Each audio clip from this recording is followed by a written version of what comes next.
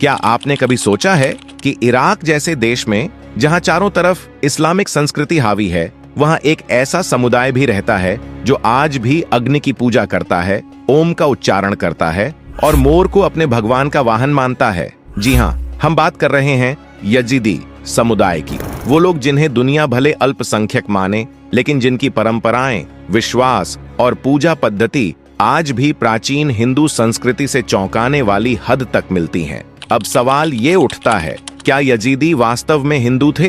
क्या ये वही प्राचीन आर्य लोग हैं जो भारत से निकलकर मध्य एशिया तक फैले थे? और अगर ऐसा है तो इतिहास में इस सच को कभी सामने क्यों नहीं लाया गया? क्या जानबूझकर इस कड़ी को मिटाने की कोशिश की गई? आज हम एक ऐसे रहस्य की परतें खोलेंगे जो न सिर्फ इतिहास को झकझोर देगा, बल्कि आपकी सोच को भी बदल कर रख देगा। तो चलिए खोजते हैं इस सवाल का जवाब। क्या यजीदी सच में प्राचीन हिंदू थे? हम यजीदी हैं। हमारी आत्माओं की पहचान किसी किताब में नहीं, बल्कि हमारे खून में बसी परंपरा में है। यह वाक्य यजीदी बुजुर्गों की बातों में अक्सर गूंजता है, जैसे सदियों पुरानी एक पुकार। यजीदी समुदाय पश्चिम एशिया की उन मिट्टियों में जन्मा है जहां सभ्यता की नींव रखी गई थी। यह एक प्राचीन और दुर्लभ धार्मिक समूह है जिसकी आज की दुनिया में संख्या लगभग 8 से 10 लाख के बीच बताई जाती है। इनमें से अधिकांश यजीदी इराक के नीनवे प्रांत, खासकर सिंजार पर्वत की गोद में बसे हुए हैं। इसके अलावा सीरिया, तुर्की, आर्मेनिया, ईरान और जॉर्जिया जैसे देशों में भी इनकी छिटपुट उपस्थिति है। लेकिन इनकी यह शांत परंपरा उस समय दरक गई जब इराक पर ISIS की काली परछाई छा गई। यजीदी पुरुषों को मौत के घाट उतारा गया और हजारों महिलाएं और बच्चियां बंधक बना ली गईं।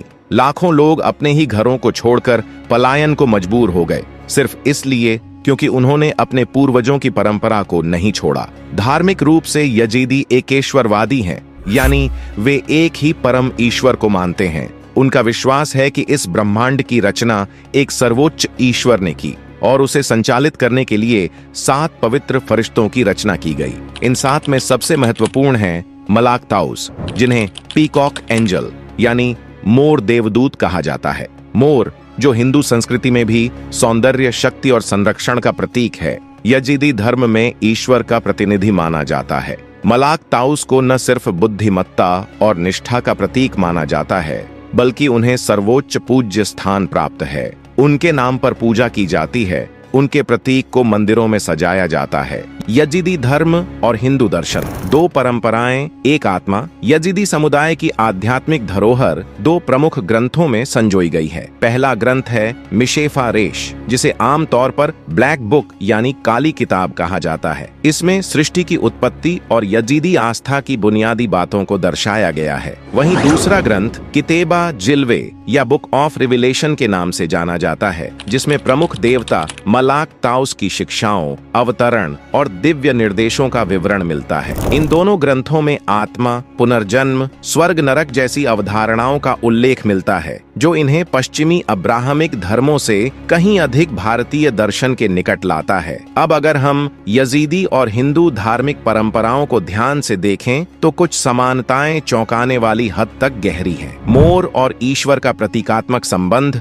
यजीदी धर्म में मलाक ताउस यानी मोर रूपी दिव्य प्राणी को सर्वोच्च आत्मिक शक्ति माना गया है। यह वही मोर है जो हिंदू धर्म में भगवान कार्तिकेय का वाहन होता है और जिसे पवित्रता, शक्ति और शौर्य का प्रतीक माना जाता है। पुनर्जन्म और कर्म का चक्र, यजीदी आस्था में आत्मा के पुनर्जन्म और कर्म फल की मान्यता है, एक ऐसी धारणा जो हिंदू धर्म के मूल सिद्धांतों जैसे संस्कार, कर्म और पुनर्जन्म से गहरे रूप से मेल खाती है। त्रैतेश्वर की संकल्पना, यजीदी मत में भी 3 दिव्य शक्तियों की अवधारणा मौजूद है जो ब्रह्मांड के संचालन से जुड़ी हैं, सृजन, संरक्षण और संहार। यह बिल्कुल वैसी ही त्रिमूर्ति की संरचना है जैसी हिंदू धर्म में ब्रह्मा, विष्णु और शिव के रूप में देखी जाती है। प्रकृति की पूजा। यजीदी परंपरा में सूर्य, अग्नि और जल को पवित्र मानते हुए इनकी उपासना की जाती है, जो हूबहू वैसा ही है जैसा हिंदू धर्म में देखने को मिलता है। यज्ञों में अग्नि देवता, जीवनदायिनी शक्ति के रूप में सूर्य और नदियों व जल स्रोतों को मां के रूप में पूजने की परंपरा दोनों धर्मों में समान रूप से मौजूद है। व्रत और पर्वों की परंपरा। यजीदी त्योहार जमाना ईजिदी एक उपवास पर्व है जो हिंदू उपवास परंपराओं जैसे एकादशी, नवरात्रि या शिवरात्रि की याद दिलाता है। दोनों ही धर्मों में व्रत आत्मिक शुद्धि और ईश्वर से जुड़ाव का माध्यम माने जाते हैं। धार्मिक व्यवस्था और पुरोहित वर्ग। यजीदी समाज में शेख और पीर नामक धार्मिक गुरु होते हैं जो समाज को आध्यात्मिक दिशा देते हैं। यह व्यवस्था काफी हद तक हिंदू समाज के ब्राह्मणों और पुजारियों जैसी ही है, जो धर्म और पूजा पद्धति के मार्गदर्शक माने जाते हैं। क्या यजीदी दरअसल भारत की किसी प्राचीन शाखा से जुड़े हो सकते हैं? ये सवाल पहली बार सुनने में चौंकाने वाला जरूर लगता है, लेकिन जैसे जैसे यजीदी संस्कृति की परतें खुलती हैं, कुछ अनकहे रिश्तों की झलक मिलने लगती है। कई इतिहासकार और शोधकर्ता मानते हैं कि यजीदी समुदाय शायद उन आर्य जातियों का हिस्सा हैं जो हजारों साल पहले भारत से निकलकर पश्चिम की ओर बढ़े थे। उनकी परंपराओं में मौजूद गूढ़ संकेत जैसे अग्नि और जल की पूजा, मोर को पवित्र मानना, पुनर्जन्म में विश्वास और देवताओं के ऐसे नाम जो संस्कृत से मिलते जुलते हैं, यह इशारा करते हैं कि शायद इनकी जड़ें भारतीय उपमहाद्वीप की धरती में ही कहीं थीं। यजीदी धर्म के सबसे प्रमुख देवता मलाक ताउस को देखें, एक रोशनी से भरी आत्मा जो मोर पर सवार है। ये चित्रण हिंदू धर्म में भगवान कार्तिकेय से कितना मिलता जुलता है, यह किसी भी सजग दर्शक की नजरों से छिपा नहीं रह सकता। कुछ डीएनए स्टडीज और भाषाई अनुसंधान भी इस विचार को समर्थन देते हैं कि यजीदी और भारतीय परंपराओं के बीच कोई गहरा और पुराना रिश्ता हो सकता है। ऐसा माना जाता है कि वैदिक युग में भारत से बाहर निकली आर्य सभ्यताएं धीरे धीरे ईरान, अफगानिस्तान और मेसोपोटामिया तक फैल गई थीं। क्या यजीदी उन्हीं की विरासत है? लेकिन समय के थपेड़े और आक्रमणों की मार ने इस समुदाय के इतिहास को बिखेर दिया।